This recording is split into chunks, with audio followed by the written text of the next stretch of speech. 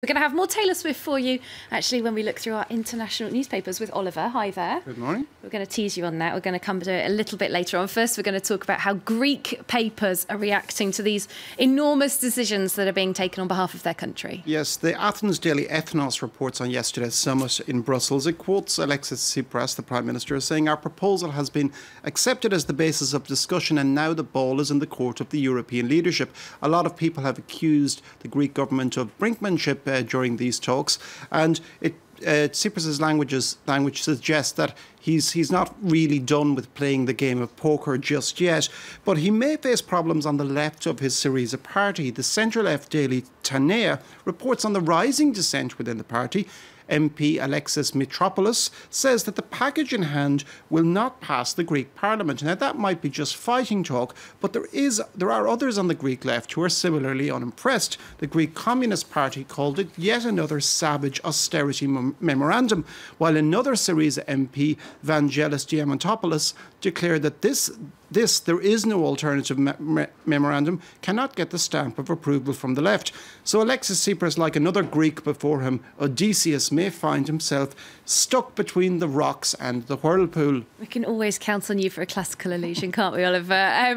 In this epic battle, a lot of people have pitted Germany as the anti-hero, really, criticising Greece all the way through this crisis. Of course, Germany is the biggest economy in the Eurozone. Right. It's got the most to lose. What are the German papers saying? Well, they're a little bit sympathetic today, unusually so. Die Zeit says there's tender hope for Greece after yesterday's talks. The deal might yet work out, but Angela Merkel warns that the rest of the talks will be of high intensity. But she did acknowledge that progress had been made. The right-wing Frankfurter Allgemeine Zeitung, which is more or less runs the German government line all through these talks, its headline is "A difficult forceps delivery," which actually came from a tweet by an aide to Jean-Claude Juncker. It underlines the laborious nature of the discussions.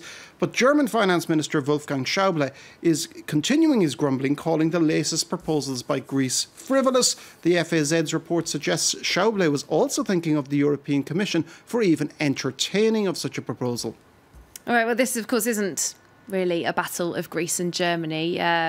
We should see it as a European issue, shouldn't we? And that's how a lot of papers outside of Greece and Germany are looking at this, the implications for the whole of the rest of the European Union. That's right. Writing in the left-leaning UK daily The Guardian, Aditya Chakraborty decries the race to the bottom in the Eurozone. He said Greece is a sideshow, the Eurozone has failed, and Germans are its victims too. He points to a study on labour costs carried out by a German economist and a Greek one who actually is now a Syriza MP, Kostas Lapafitsas.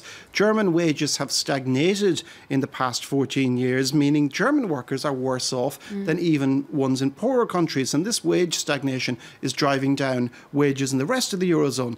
He says Germany is now turning into the USA with its low-quality jobs and low wages. It's Germany's, quote, beggar thy neighbour policy, but only after beggaring its own people. He says this is Thatcher or Reagan's revolution and not one of European social democracy.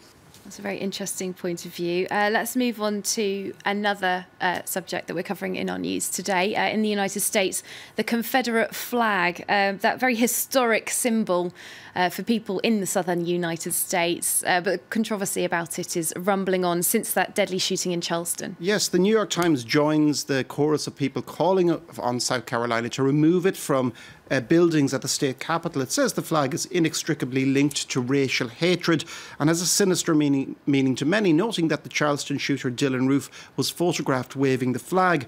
The Washington Post reports that South Carolina Governor Nikki Haley also called on South Carolina to take down the flag. The Republican governor, who is of Native American origin, said, "Some divisions are bigger than a flag. We're not going to allow this to divide us." The New York Times also reports President Barack Obama's use of the N-word, which is, of course, the worst of racial slurs in English. He used it in a podcast interview to make a point about how racism still persists in the US. He says, "We're not cured of it, and it's not just a matter of it not being polite to say the N-word in public." He says that's not the measure of whether racism is acceptable or not. Now, he's come in for a lot of criticism for it. Mark Morial of the National Urban League said that Obama's using the disparaging, hateful word was the wrong decision. He said it should never be uttered by anyone. The White House spokesman Josh Earnest said that the president didn't intend using it, and he's fully aware and understands the backlash against it. All right, we're going to have to very quickly talk about Taylor Swift. Photographers saying she might protect musicians, but not them. That's right. She brought Apple to heel last week, as The Independent says, shamed them into changing its policy. But one photographer writing on the website Consequence of Sense has accused Swift of hypocrisy, saying that her contracts for photographers are overly restrictive, allowing them to use images only once. She says, with all due respects to you, Taylor, you can do the right thing and change your policy. Photographers don't ask for your music for free. Please don't ask us to provide you with promotional material for free. All right, well, that's them told and us. Thanks very much, Oliver, with that look through the international papers.